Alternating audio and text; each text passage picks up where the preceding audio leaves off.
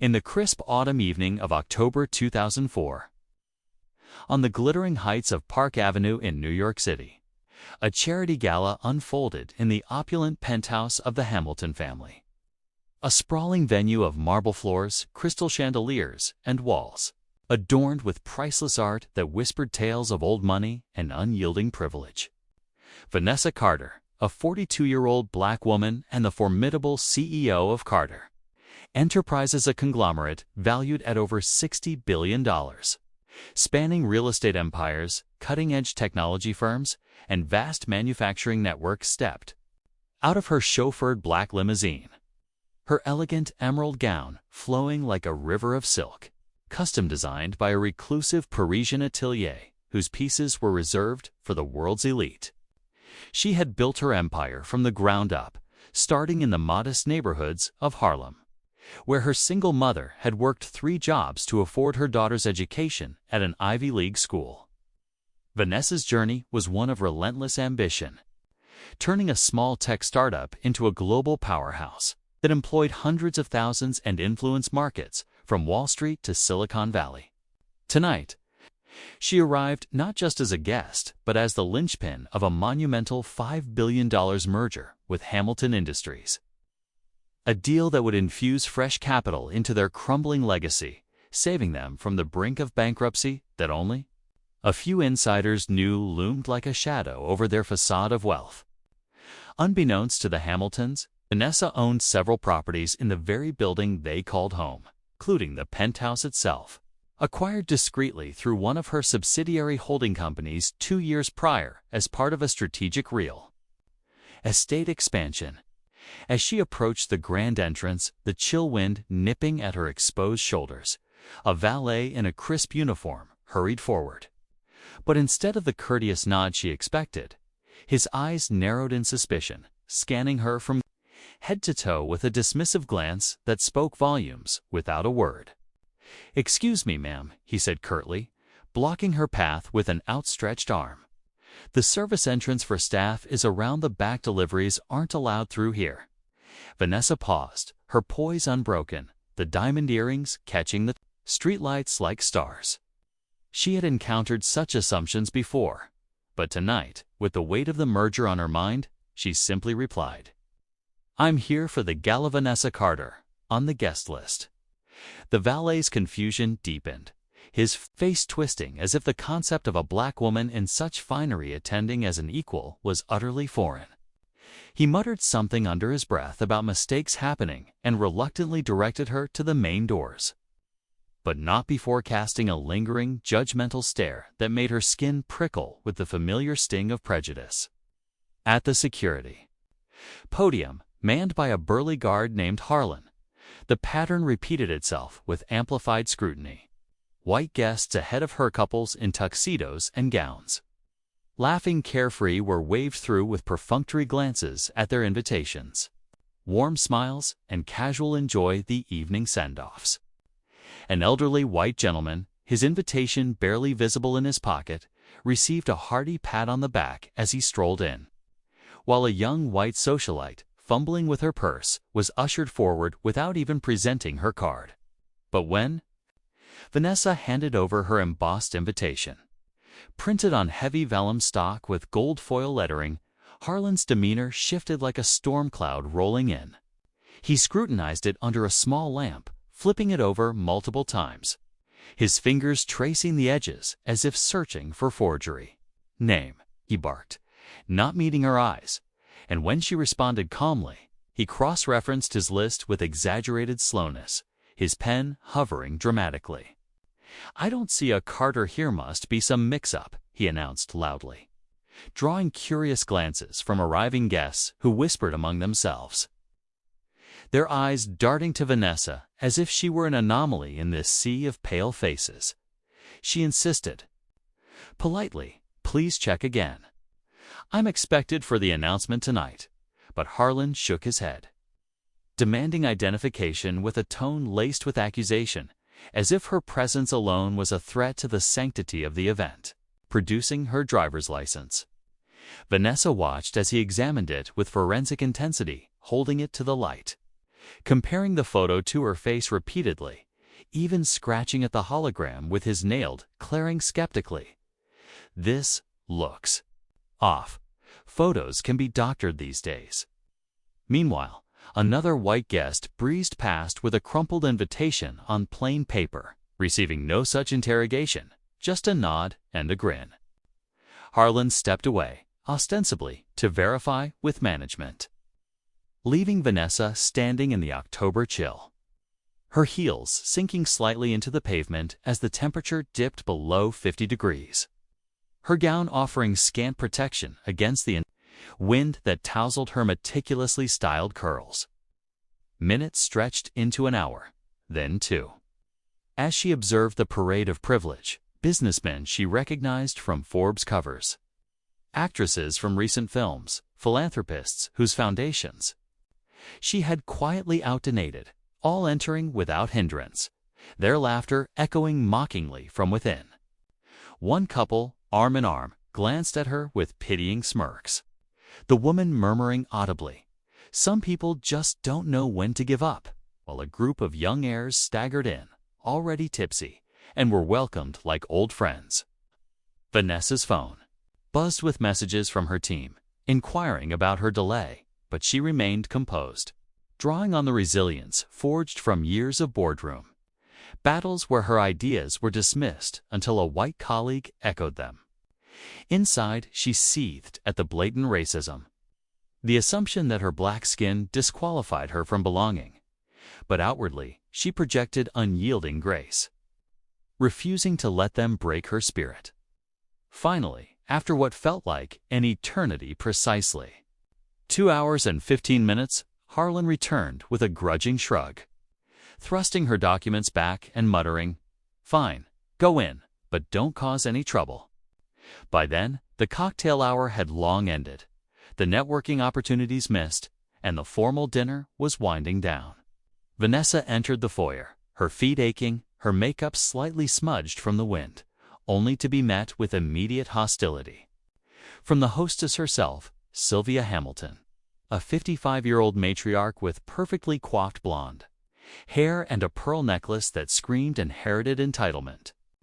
Sylvia, who had married into the Hamilton fortune and built her identity on excluding those she deemed inferior, spotted Vanessa from across the room and exclaimed loudly, "Good heavens, how did the help get in here?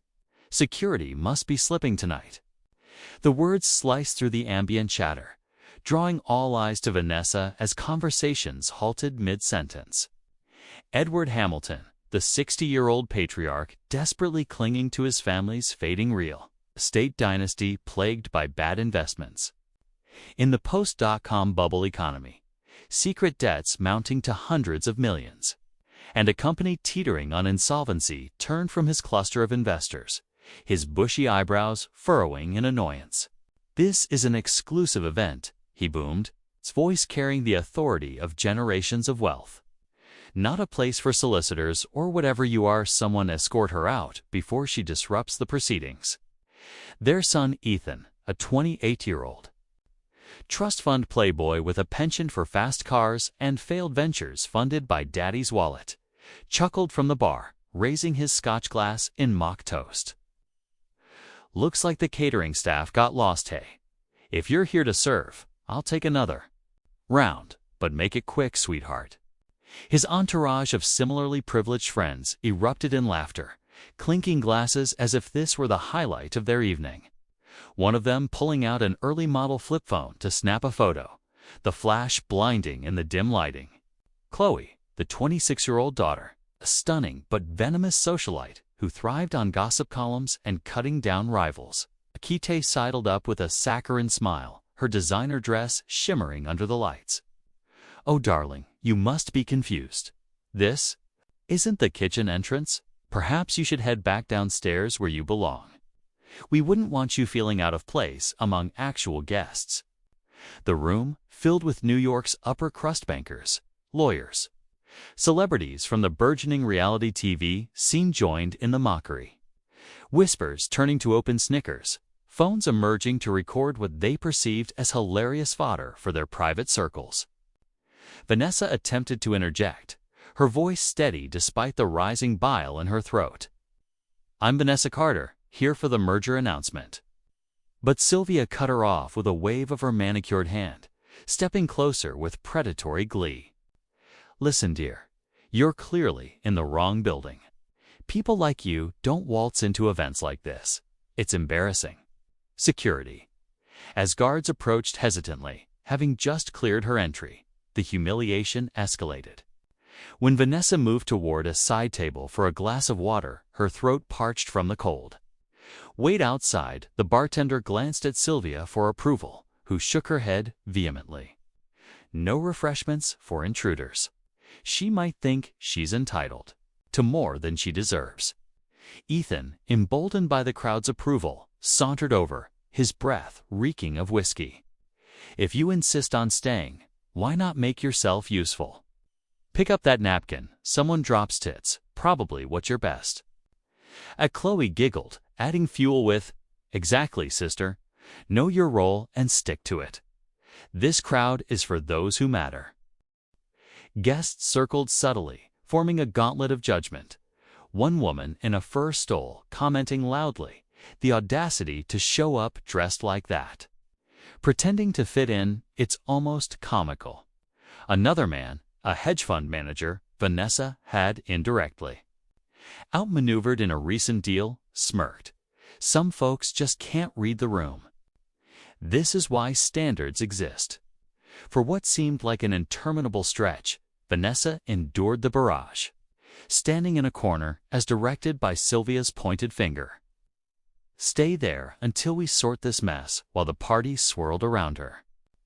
Toasts raised to the Hamiltons' supposed success, oblivious to the fact that their salvation depended on the woman they were degrading. Memories flashed through her mind, her grandmother's stories of Jim Crow South, her own experiences of being overlooked in corporate America despite her Harvard MBA, the subtle slights that had fueled her rise. Yet she held her tongue, her hand subtly gripping her sleek Motorola Razr phone, the device that connected her to an empire far vaster than this room could comprehend. The laughter grew bolder, with Ethan suggesting a charity photo with her as the needy cause, prompting more flashes and jeers, Chloe whispering to friends about how tragic it is when delusions meet reality. But beneath Vanessa's composed exterior, a storm brewed.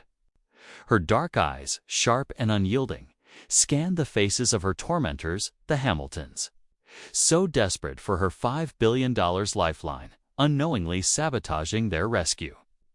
Edward regaling investors with tales of the impending merger that would revitalize our legacy, glanced her way occasionally with disdain, never suspecting the black woman in the corner was the architect of his potential salvation. Sylvia orchestrated the cruelty like a conductor, ensuring every guest witnessed the spectacle, her voice dripping with faux concern as she lamented.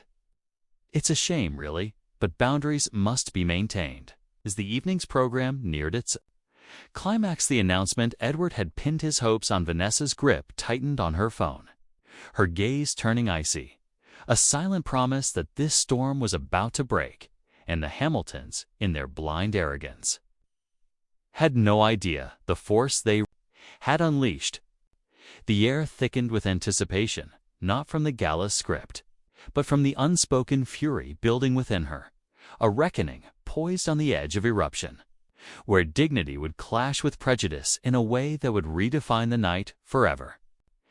Deep down, Vanessa reflected on her path, the late nights coding her first software in a cramped apartment, the venture capitalists who laughed at her pitches until results proved them wrong, the boardrooms where she was the only face of color, turning skepticism into awe. Tonight was meant to be a triumph, sealing a deal that would expand her influence while propping up the Hamiltons' facade. But instead, it had devolved into a theater of racism, each insult a brick in the wall of her resolve. One guest, a media mogul, quipped, "This'll make for great water cooler talk intruder alert," at the Hamilton Bash, eliciting chuckles, while another, a fashion icon, critiqued her gown aloud, "Trying too hard, isn't she?" Imitation never flatters. Vanessa's mind raced to her team, waiting in the wings, the lawyers finalizing documents, the billions at stake.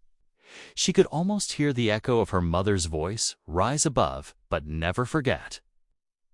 As Chloe approached with a feigned offer of help finding the exit, Vanessa's lips curved into the faintest smile. Not of submission, but of impending justice, her fingers itching to dial the number that would shatter illusions. The penthouse, with its panoramic views of the city lights twinkling like distant judgments, felt smaller now, the opulence tainted by the ugliness unfolding. Edward, sensing the distraction, called for attention, preparing to tease the merger. Without naming her, his confidence buoyed by ignorance. Sylvia, ever the social enforcer, circled back, hissing, "You're ruining our night leave quietly, or we'll make a scene." But Vanessa stood firm, her presence a quiet defiance. The phone. In her hand, a weapon far mightier than their words. The room's energy shifted subtly, some guests growing uneasy at the prolonged cruelty, but most reveling in it, unaware that the woman they dismissed held the strings to their puppet show. Ethan's final jab, "Come on, play along, it's all in. Good fun," met with Vanessa's unflinching stare, her eyes like daggers forged in fire, signaling the end of tolerance. In that moment, as the clock ticked toward revelation, the storm clouds gathered, ready to unleash a torrent that would wash away pretenses and expose the rotten core beneath the Hamilton's gilded surface. Vanessa's heart pounded not with fear, but with clarity. This was no longer about business. It was about reclaiming humanity in a world that too often denied it to those like her. The gala continued its facade, but for Vanessa Carter, the real event was just beginning. A chapter of retribution written in the ink of quo overlooked strength, amid the cacophony of mocking laughter that still echoed through the Hamilton penthouse. Like poisoned echoes in a grand cathedral of excess, Vanessa Carter stood resolute in her designated corner, her emerald gown now slightly creased from the ordeal, her dark eyes scanning the room with a precision honed from years of dissecting corporate adversaries and high-stakes negotiations. The year was 2004, a time when the world was still reeling from the Enron scandal and the early tremors of what would become the housing bubble. But in this bubble of privilege on Park Avenue, the only crisis brewing was one of their own making. Edward Hamilton, his face flushed with the triumph of his impending announcement, raised a glass to propose a toast to new beginnings and unbreakable legacies, oblivious to the fact that the woman he had dismissed as an intruder was the very architect of those beginnings. Sylvia, ever the vigilant guardian of social hierarchies, circled the room like a shark sensing blood, her pearl earrings swaying with each calculated step as she whispered two clusters of guests, embellishing the tale of the uninvited guest to elicit more chuckles and nods of agreement. Ethan, leaning against the bar with his third scotch in hand, replayed his earlier quips to his friends, their laughter a chorus of entitlement that masked the hollow core of their existence. Young men who had never known a day without a safety, net woven from family fortunes. Chloe, flipping her blonde locks dramatically, posed for a candid photo with a group of aspiring models, ensuring Vanessa was visible in the background as that hilarious backstory for her gossip-fueled anecdotes. But Vanessa's composure was a fortress. Inside, she cataloged every slight, every word that dripped with racial undertones, transforming humiliation into fuel for what was to come.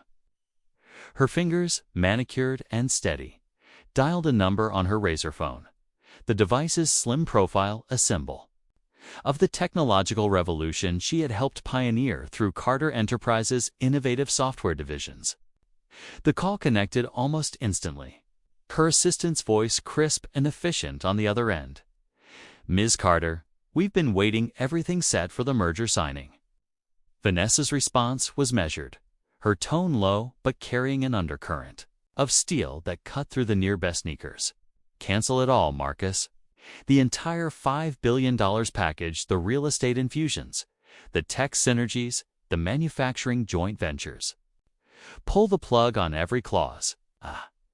There was a brief pause, the assistant's confusion evident even over the line. "Ma'am, are you sure? This is the Hamilton deal we've nurtured for 6 months.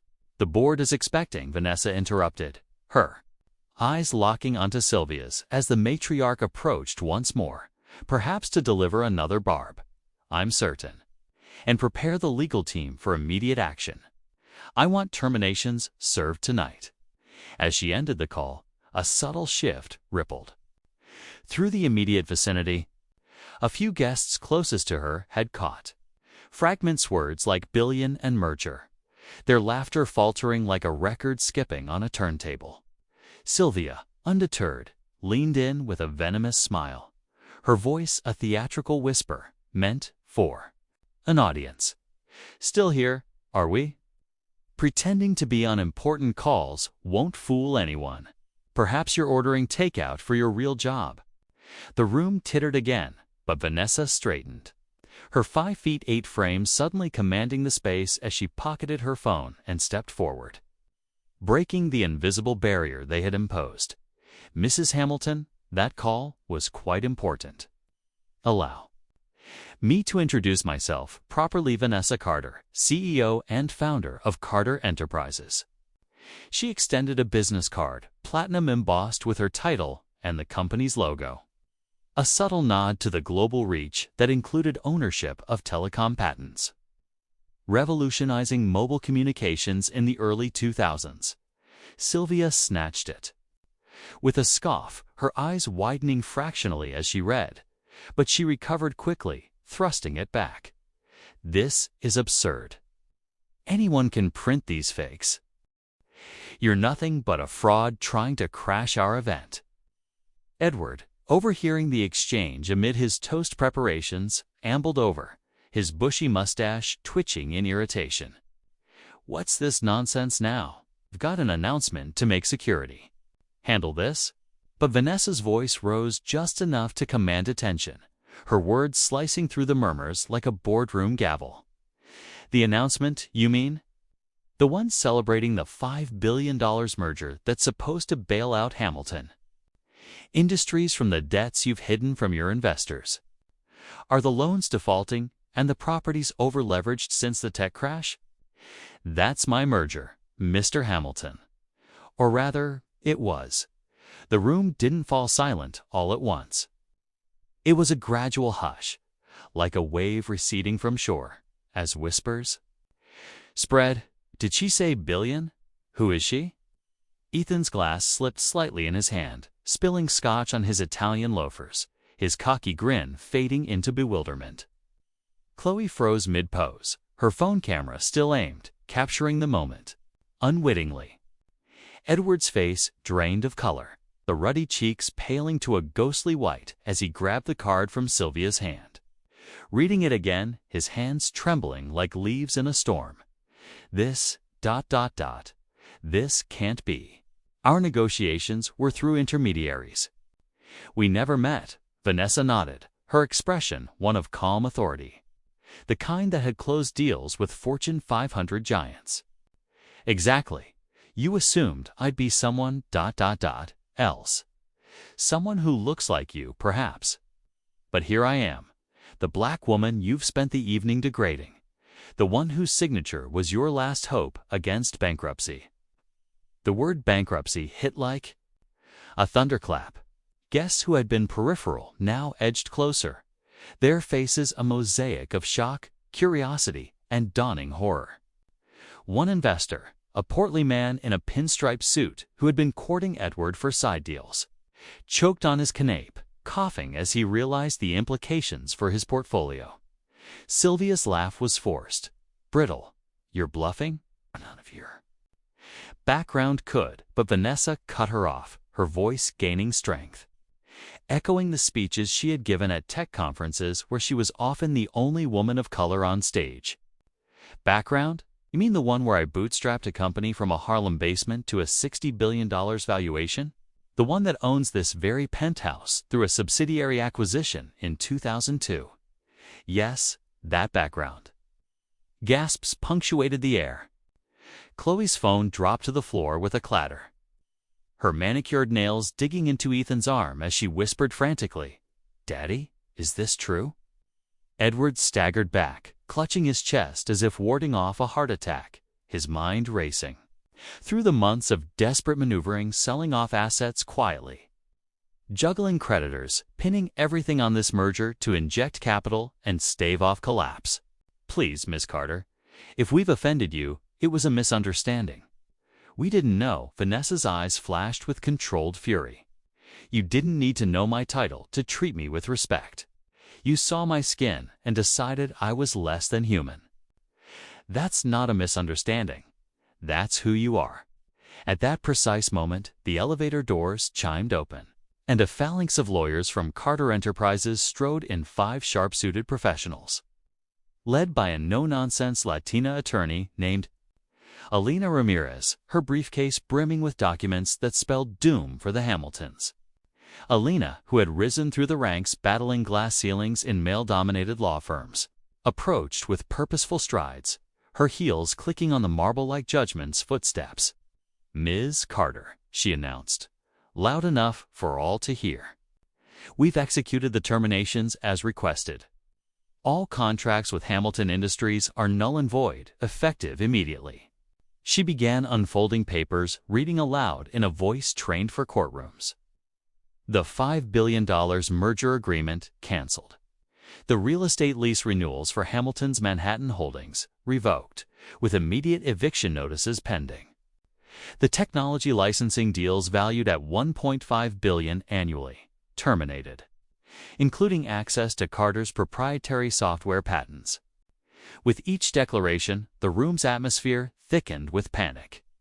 Edward's knees buckled slightly, forcing him to grip a nearby chair, his legacy crumbling audibly. Sylvia's hand flew to her mouth, stifling a sob as she realized the penthouse, her symbol of status, wasn't even theirs. "You own this place." "How?" Alina continued relentlessly. "Furthermore, all outstanding loans from Carter financial subsidiaries to Hamilton Industries are called due in full. $800 million. Payable within 48 hours. Lines of credit frozen. Supply chain partnerships severed, impacting your manufacturing arms immediately."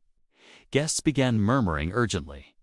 The hedge fund manager from earlier pulled out his BlackBerry, frantically emailing his team to assess exposure. Hamilton owed his firm millions in joint ventures. A celebrity guest, an up-and-coming actor fresh from a Broadway hit, backed away slowly, her agent whispering, "We can't be associated with this." Ethan, sobering rapidly, stammered, "Wait, this is insane. You can't just destroy us over a joke." But Vanessa turned to him, her gaze piercing. "A joke? Calling me the help, denying me water, mocking my presence. That's racism, not humor. And yes, I can, because your family's survival depended on my goodwill, which you've squandered." Chloe burst into tears, her mascara streaking as she clung to Sylvia. "Mommy, what about my trust fund, my apartment?" The socialite's world, built on shopping sprees at Bergdorf Goodman and weekends in the Hamptons, was unraveling thread by thread. Alina handed Edward a stack of documents, each one a nail in the coffin. C&D's orders for using Carter tech in their operations, demands for intellectual property returns, even the withdrawal of charity sponsorships that had bolstered the Hamilton Foundation's facade of philanthropy. "Sign here to acknowledge receipt," she instructed coolly, as if serving coffee rather than catastrophe.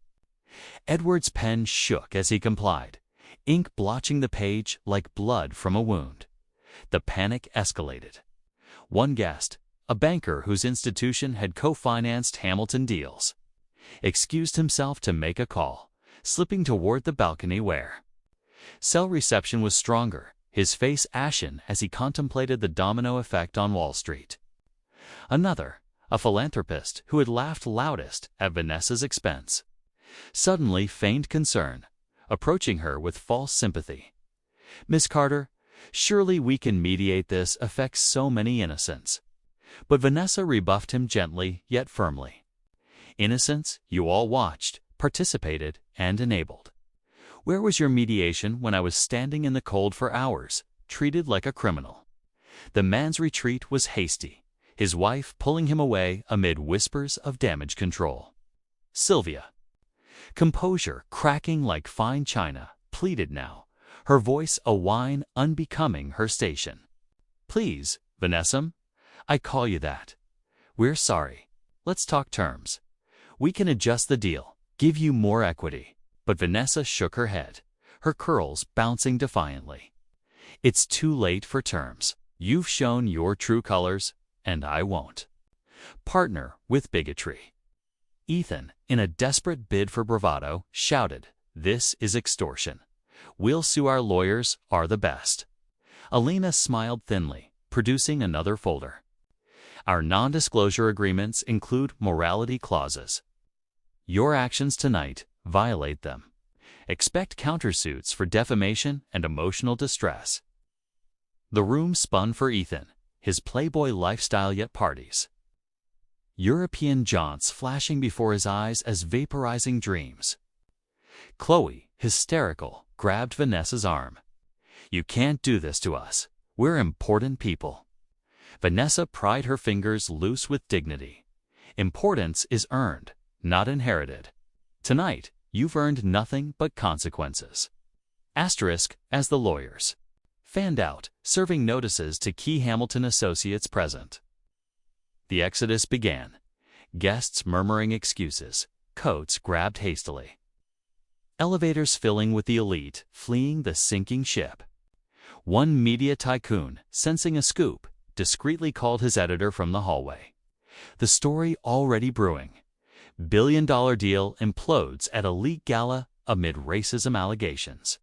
Edward collapsed into a velvet armchair, head in hands, muttering. 5 generations gone in one night. Sylvia paced, her heels wearing grooves in the rug, alternating between denial and rage. "This is a nightmare. Wake me up." But it was all too real, the air, thick with the scent of expensive perfumes, mingled with fierce sweat.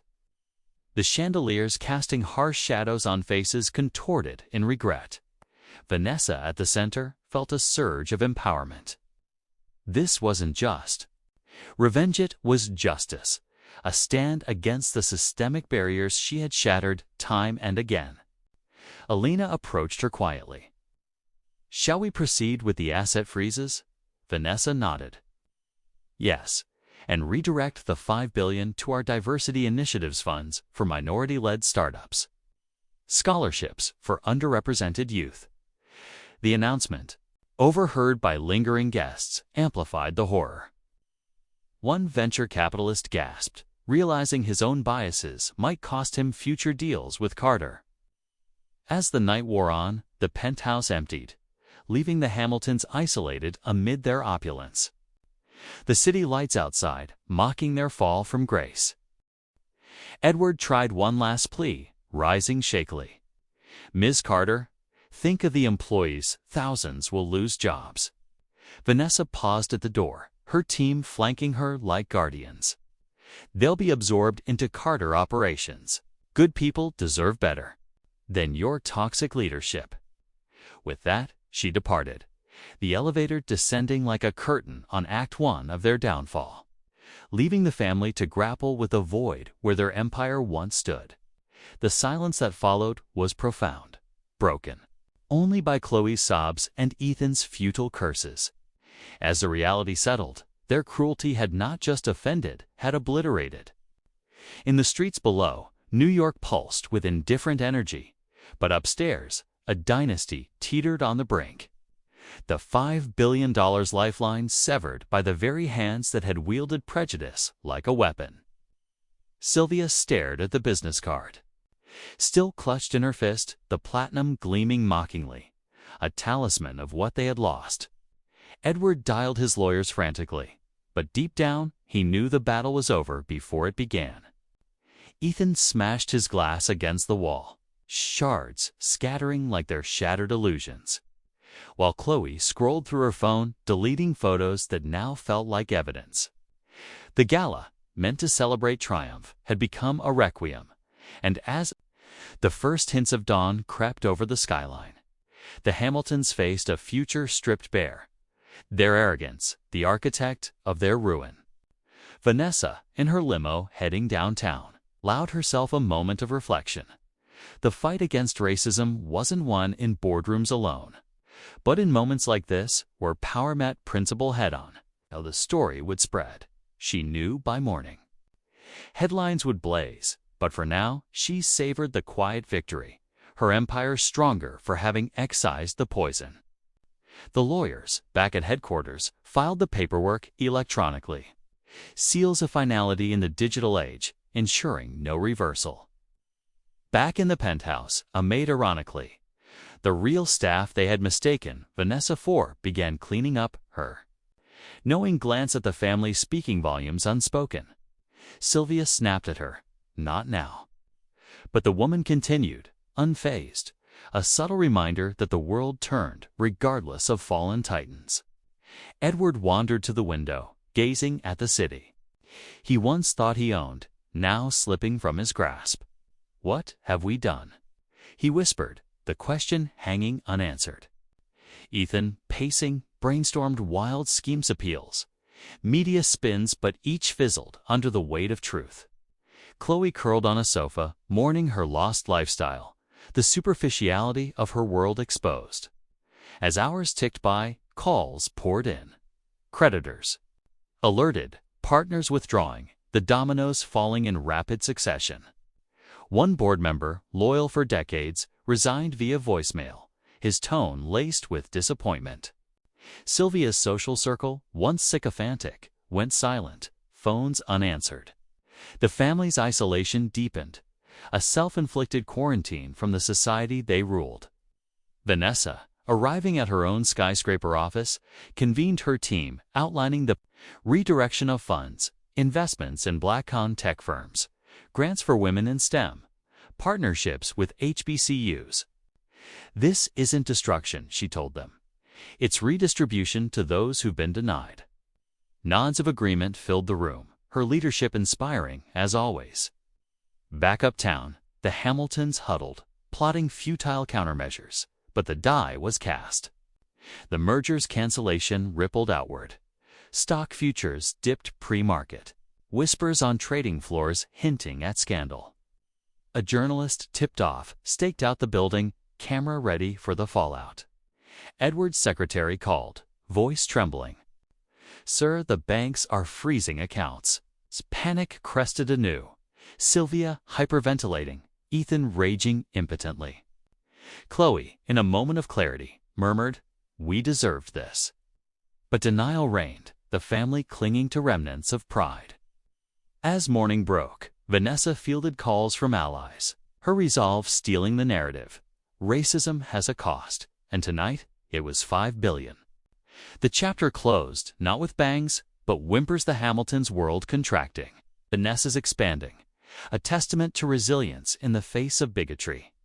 In the stark light of the following morning in October 2004, the Hamilton penthouse on Park Avenue, once a beacon of unassailable wealth, felt like a mausoleum haunted by the ghosts of shattered illusions. The remnants of the gala littered the marble floors, discarded champagne flutes, wilted floral arrangements, and confetti that now seemed like mocking ashes from a funeral pyre.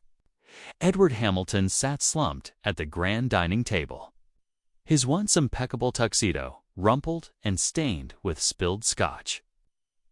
Staring blankly at the stack of legal documents that Vanessa Carter's team had left behind like a declaration of war. The documents outlined the immediate consequences: frozen assets, called loans, and severed partnerships that would cascade into a financial avalanche. Sylvia paced the length of the room, her high heels clicking erratically, her mind racing through denial and fury in equal measure. She had already tried calling her social contacts, but voicemails went unanswered. a chilling preview of the ostracism to come. Ethan, nursing a hangover that paled in comparison to the headache of reality, scrolled through his phone, deleting incriminating photos from the night before, only to find that screenshots were already circulating in private group chats among his so-called friends. Chloe curled up on a chaise lounge, her eyes red-rimmed from crying, clutching a throw pillow as if it could shield her from the impending storm. The family, for the first time in their privileged lives, confronted a future without the buffer of billions, their arrogance having ignited a blaze that consumed everything in its path. Word of the debacle spread like wildfire through New York's elite circles, fueled by early morning calls and whispered conversations in corner offices. By 9 a.m., the Wall Street Journal had a tip from an anonymous guest, a disgruntled investor who had lost potential gains, and reporters were scrambling to piece together the story. Billion-dollar merger implodes amid allegations of racial discrimination at Hamilton Gala. Edward's phone rang incessantly, not with offers of support, but with demands from creditors alerted by the overnight filings. One bank executive, a golf buddy from the Hamptons, called personally. "Ed, what the hell happened? We're pulling your lines, can't risk the exposure." Edward's pleas fell on deaf ears. The merger's cancellation had triggered clauses in ancillary deals, unraveling a web of dependencies that extended to suppliers in Asia and subcontractors in Europe. Hamilton Industries stock, already fragile in the post-9/11's economic recovery, plummeted in pre-market trading, wiping out millions before the opening bell. Shareholders panicked, initiating sell-offs that accelerated the decline. Turning a blue-chip legacy into a penny stock overnight, Sylvia, desperate to salvage her social standing, dialed her charity board colleagues, but the responses were curt.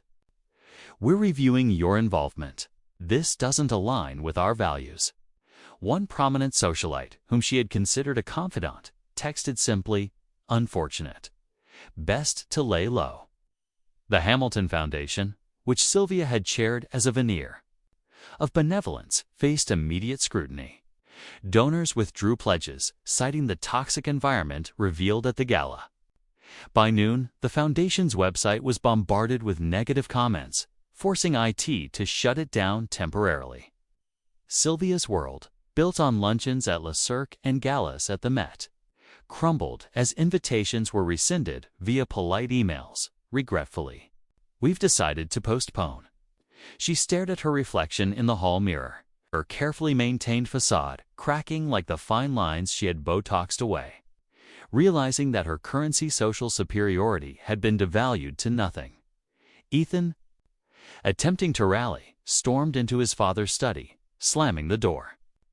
"We can fight this, Dad." For breach of contract, claim it was all a setup. But Edward, poring over financial statements that now read like obituaries, shook his head wearily. "Son, you don't understand. Carter's clauses are ironclad. Violated the ethics provisions with our ... behavior." Ethan's bravado deflated as he recalled his own words from the night, captured on grainy cell phone videos that were now leaking to tabloids. His trust fund, once a bottomless well for sports cars and nightclub tabs, was frozen pending asset liquidation. Calls to his brokers yielded grim news.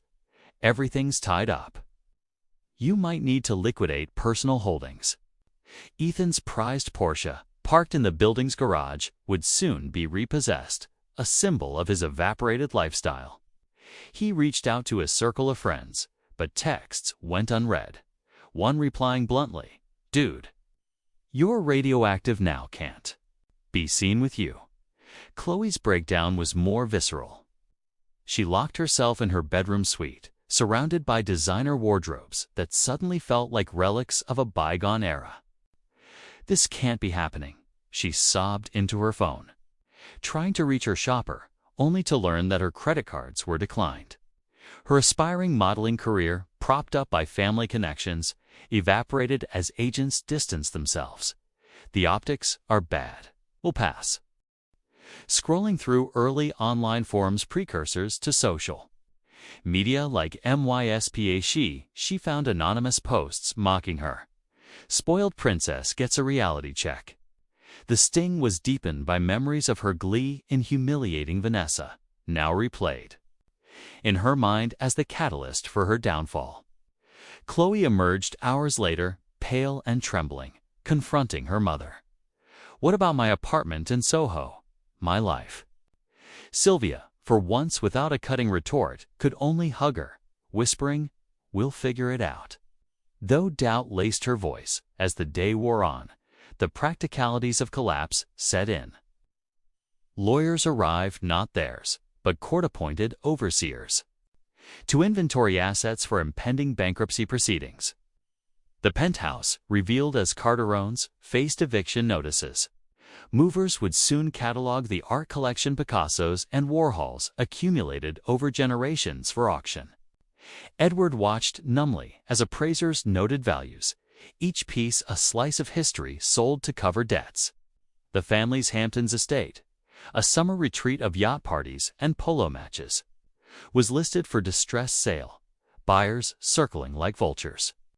International holdings followed, a villa in Tuscany mortgaged to the hilt, a London flat leveraged for loans. Hamilton Industries headquarters in Midtown buzzed with chaos. Employees whispered in hallways as memos announced layoffs, thousands affected. Though Vanessa's absorption promise mitigated some pain, offering jobs at Carter subsidiaries with better diversity policies. By evening, the story hit primetime news. CNN ran segments with pundits debating the cost of bigotry in business, featuring grainy gala footage leaked by attendees seeking to deflect blame. "This isn't just a deal gone wrong," one analyst opined. "It's a watershed moment for corporate accountability." Protests formed outside the Hamilton building, activists chanting against racism, holding signs like "No more excuses for exclusion." Edward, watching from his window, felt the weight of public scorn. Anonymous threats arrived via mail, forcing private security, ironically, now an unaffordable luxury. Sylvia fielded calls from distant relatives, their sympathy laced with schadenfreude. "Always thought you were too high and mighty." The family's name, once synonymous with power, became a punchline in late-night monologues. Jay Leno joking, the Hamiltons learned that prejudice doesn't pay dividends. 1 week later, the auctions began. The penthouse sale made headlines. Iconic. Park Avenue abode fetches $45 million, buyer consortium of minority entrepreneurs backed by Carter Enterprises. Vanessa, in a subtle masterstroke, had recommended the group, ensuring the space transitioned to hands that valued inclusion. The art collection was dispersed to museums committed to diverse exhibits, and proceeds were funneled to debt repayment. Sylvia's jewelry, diamonds from De Beers, emeralds from Colombian Mainzois, pawned at Sotheby's, the hammer falls echoing her sobs. These were heirlooms. She protested to no avail. Edward's vintage wine cellar, boasting rare Bordeaux, sold. Bottle by bottle, the revenue barely denting the billions owed. Personal bankruptcies followed, stripping the family bare. Edward, at 60, filed Chapter 7, his net worth inverting from billions to negatives. He took a menial consulting gig at a small brokerage in Brooklyn, commuting by subway, a humiliating descent from private jets. Mornings found him squeezed among commuters, his tailored suits now ill-fitting from stress-induced weight loss. "Mr. Hamilton," a young analyst once asked, recognizing him. "Used to be," he muttered, burying his face in a newspaper headlining. His fall. Sylvia, 55 and unemployable in her former circles, relocated to a modest Queens apartment, sharing with a roommate for the first time. She landed a receptionist job at a local nonprofit, tyranny biting as it focused on anti-discrimination programs. Colleagues whispered about her past, forcing awkward smiles through gritted teeth. Social events became distant memories. Holidays. Alone, scrolling through old photos of galas, tears blurring the screen. Ethan, 28, crashed the hardest. His reverse discrimination rant from the gala went viral via bootleg recordings, branding him untouchable. Job interviews ended abruptly. Upon Google searches nascent but effective in 2004, he moved to a dingy walk-up in the Bronx, flipping burgers at a fast food joint, grease stains replacing Armani. Former friends ghosted him. Dates canceled after background checks. "You're that guy," one said, hanging up. Nights found him reflecting. In a cramped room, the playboy reduced to penny pinching. Learning humility through hunger pangs, Chloe, 26, adapted marginally better, waitressing at a diner in Staten Island. Her beauty drew tips, but catcalls reminded her of lost protections. Princess no more. A coworker teased gently, offering unsolicited advice on budgeting. Therapy, court-mandated in the fallout suits, forced introspection. "I was cruel because I could be," she admitted in sessions, tears flowing for the first time over someone else's pain. Dating proved futile. Suitors fled upon learning her surname, leaving her isolated in a sea of regret. Vanessa Carter, meanwhile, thrived.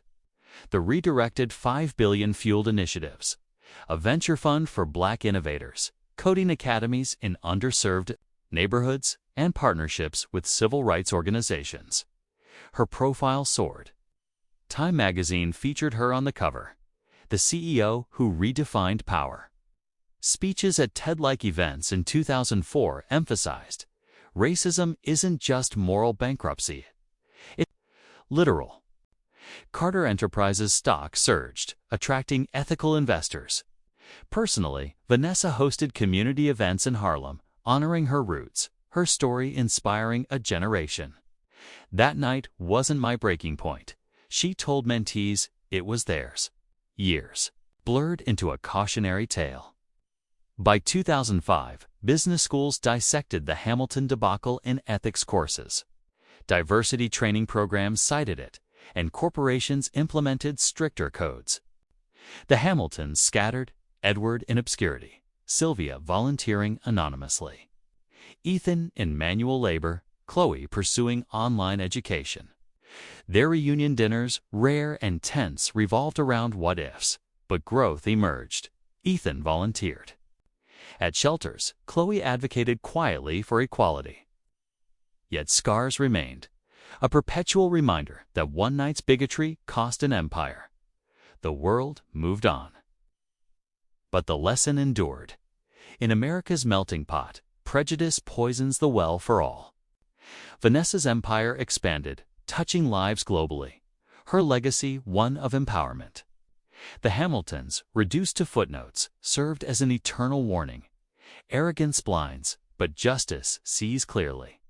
In the end, the price of their Q&Go wasn't just financial, it was the soul of a family, bartered for fleeting superiority, lost forever in the annals of infamy.